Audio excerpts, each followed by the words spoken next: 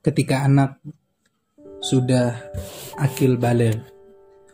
Ketika anak yang sudah akil baligh berarti ia telah menjadi seorang mukallaf, yaitu ia terkena kewajiban dari Allah melalui perintah dan larangan, janji dan ancaman, pahala dan hukuman. Allah juga menyuruh kedua malaikat penjaganya untuk menulis kebaikan dan kejelekannya. Yang satu di sebelah kanan yaitu yang menulis kebaikan, dan yang satu lagi di sebelah kirinya yaitu yang menulis keburukan. Allah Subhanahu wa taala berfirman, "Wa inna 'alaikum lahafizun kiraman katibin ya'lamuna ma taf'alun." Padahal sesungguhnya bagi kamu ada malaikat-malaikat yang mengawasi pekerjaanmu, mengawasi gerak-gerikmu, yang mulia di sisi Allah Subhanahu wa taala. Malaikat-malaikat itu malaikat yang mulia di sisi Allah Subhanahu wa taala. Dan yang mencatat pekerjaan-pekerjaanmu itu, mereka mengetahui apa yang kamu kerjakan. Para malaikat yang ditugaskan oleh Allah untuk mencatat kita, dia mengetahui apapun yang kita lakukan. Allah Subhanahu wa taala pun berfirman, "Id yatalaqqal mutalaqqiyani 'anil yamin wa 'anil shimal qa'idun. Ma yalfidu min qawlin illa ladaihi raqibun atidun." Yaitu ketika dua orang malaikat mencatat amal perbuatannya, seorang duduk di sebelah kanan dan yang lain duduk di sebelah kiri. Tiada satu ucapan pun yang diucapkannya, melainkan ada di dekatnya malaikat pengawas yang selalu hadir. Apapun yang mereka ucapkan, manusia itu yang sudah akil baligh itu, yang sudah tertaklif itu, apapun yang mereka ucapkan akan dicatat oleh malaikat. Kedua malaikat itu telah diperintah untuk mengawasi seluruh ucapan dan tingkah laku kita, yang baik maupun yang buruk, semasa hidup kita sampai kita meninggal dunia. Kemudian mereka berdua, malaikat-malaikat itu, akan menyertai kita kelak di hari kiamat ketika kita berdiri di hadapan Allah Subhanahu wa taala. Dan kedua malaikat itu bersaksi untuk kita dan juga bersaksi atas keburukan yang pernah kita lakukan. Jadi kita tidak bisa mengajukan pembelaan diri sedangkan ada saksi-saksi, yaitu malaikat-malaikat yang ditugaskan untuk mencatat diri kita, ucapan dan gerak-gerik kita semua tercatat oleh malaikat itu. Dan ketika di hari kiamat Allah akan perintahkan mereka bersaksi akan apapun yang telah kita lakukan di dunia. Makanya seringkali ketika kita melakukan sesuatu nggak ada yang lihat, tapi kita bilang ingat ada Allah. Itu betul. Ada malaikat-malaikat Allah Subhanahu wa taala yang siap menjadi saksi ketika kelak nanti di persidangan Allah Subhanahu wa taala. Allah berfirman di dalam Al-Qur'an, "Wa ja'at kullu nafsin ma'aha sa'ikun wa syahidun." Dan datanglah tiap-tiap diri bersama dengan dia, seorang malaikat penggiring dan seorang malaikat penyaksi. Siapapun manusia yang datang kepada persidangan Allah Subhanahu wa taala, mereka akan bersama dengan malaikat penggiring dan malaikat penyaksi. Hendaknya seorang ayah atau pengasuhnya mengingatkan kembali kepada anak saat menginjak dewasa tentang ilmu keimanan, perintah dan larangan agama yang bila dahulu sebelum anak itu baligh pernah diajarkan oleh anak atau oleh ayah atau pengasuhnya. Kalau ayah dan atau pengasuhnya itu pernah mengajarkan tentang keimanan, tentang perintah agama, tentang larangan agama sebelum dia baligh, maka ketika dia sudah baligh, ingatkan kembali kepada anak tersebut, karena posisi dia saat belum baligh dan posisi dia setelah baligh itu adalah dua hal yang berbeda. Oleh sebab itu tetap ingatkan kepada anak tersebut.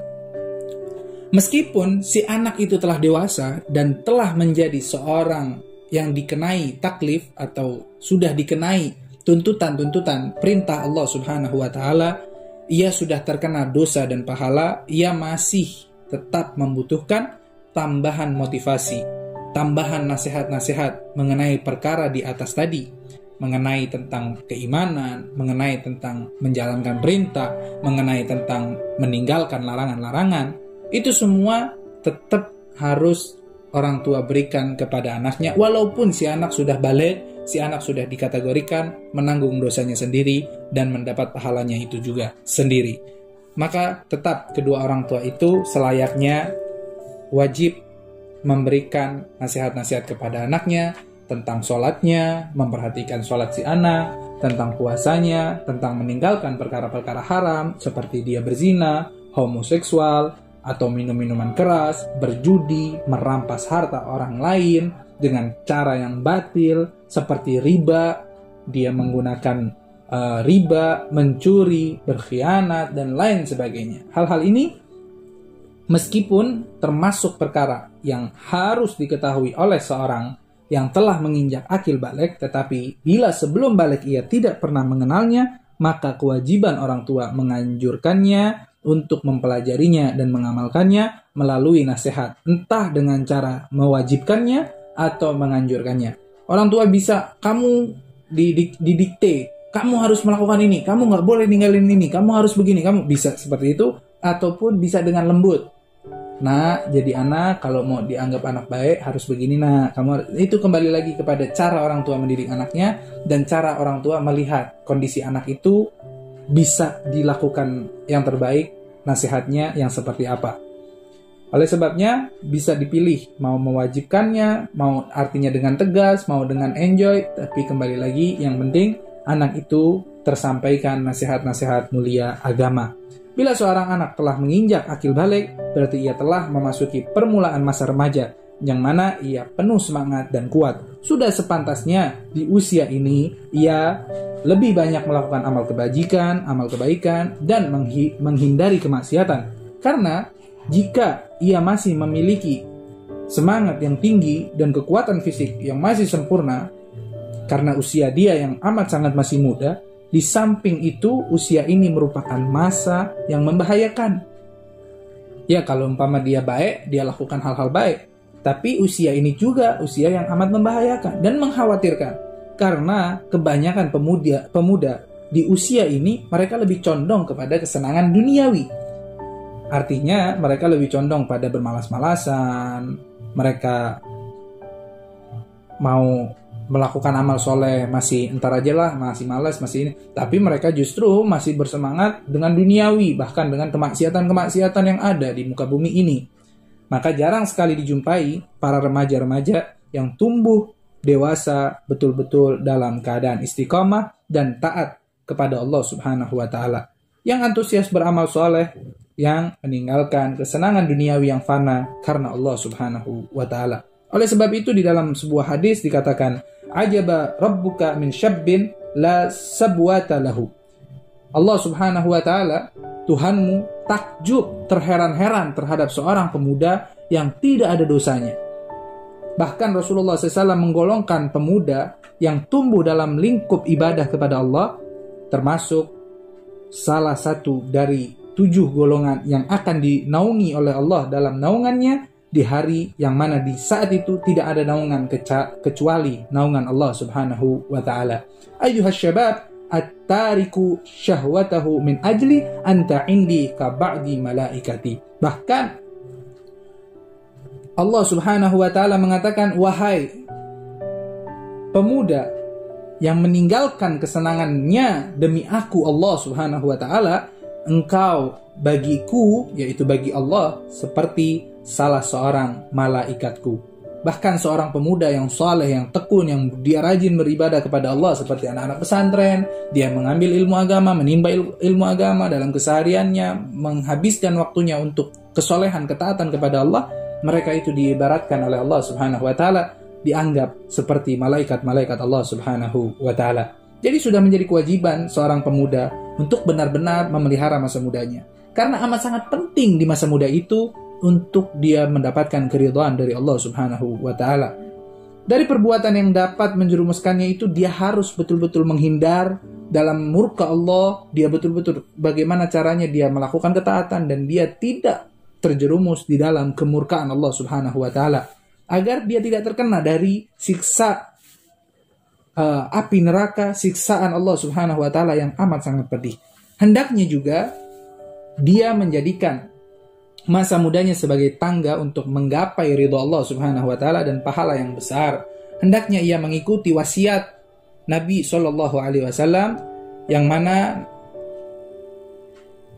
Nabi SAW orang yang paling menyayangi kita melebihi daripada diri kita sendiri. Nabi menyayangi kita melebihi daripada kedua orang tua kita sendiri. Beliau pernah mengatakan, seperti yang ada di vlog saya sebelumnya, ikhtanim khamsan qabla khamsin, syababaka qabla haramika, wa sihataka qabla sakamika, wa faragaka qabla syughlika, wa ghanaka qabla fakrika, wa hayataka qabla mautika. Ingat, pergunakanlah 5 perkara sebelum datangnya 5 perkara. Kau masih muda, pergunakan masa mudamu dengan baik sebelum datangnya masa tuamu. Kau masih sehat, pergunakan kesehatanmu dengan baik sebelum datangnya masa sakitmu. Kau masih penuh waktu yang luang, maka pergunakanlah waktu luangmu untuk sebaik-baiknya ketaatan kepada Allah sebelum datang waktu sibukmu. Kau masih memiliki harta benda kekayaan, gunakanlah kekayaanmu itu dengan sebaik-baiknya sebelum kau jatuh ke dalam kefakiran, kemiskinan. Dan ketika kau masih diberikan kehidupan oleh Allah Subhanahu wa taala, gunakanlah sebaik-baiknya kehidupan itu sebelum datangnya kematian kepadamu. Ini apa yang diajarkan oleh Nabi SAW. Ini wasiat-wasiat penting yang perlu kita pegang bersama, kita perlu jalankan bersama agar kita mendapatkan ridha Allah Subhanahu wa taala. Dan ingat, malam Kamis kali ini, yaitu di bulan April tanggal 2020, tanggal 8 bulan April adalah malam nisfu Sya'ban, di mana malam ini adalah salah satu malam yang doa pasti diijabah oleh Allah Subhanahu wa taala. Kita sama-sama berdoa agar COVID-19, virus corona ini Allah angkat segera mungkin, menjauh dari diri kita, tidak mengenai kita, tidak membahayakan kepada kita, dan Allah Subhanahu wa taala jadikan lagi kepada kita kehidupan seperti kemarin-kemarin, menjalankan aktivitas seperti biasanya, yang mengaji bisa mengaji seperti biasa, yang bekerja bisa bekerja seperti biasa, yang punya aktivitas segala macam bisa beraktivitas dengan segala-gala cara yang terbaik dari Allah Subhanahu wa taala. Semoga kita menjumpai bulan Ramadan yang hanya tinggal beberapa hari lagi. Kita akan menjumpai bulan Ramadan dengan penuh keimanan, ketakwaan kepada Allah Subhanahu wa taala. Dengan adanya kita di bulan Ramadan tahun ini, mudah-mudahan meningkatkan iman dan takwa kita kepada Allah Subhanahu wa taala, menguatkan keistiqomahan kita dekat dengan Allah Subhanahu wa taala. Amin amin ya rabbal alamin. Yang belum subscribe, ingat jangan lupa Anda subscribe channel ini, like, komen, dan share video ini agar bermanfaat untuk orang banyak. Sekian, assalamualaikum warahmatullahi wabarakatuh.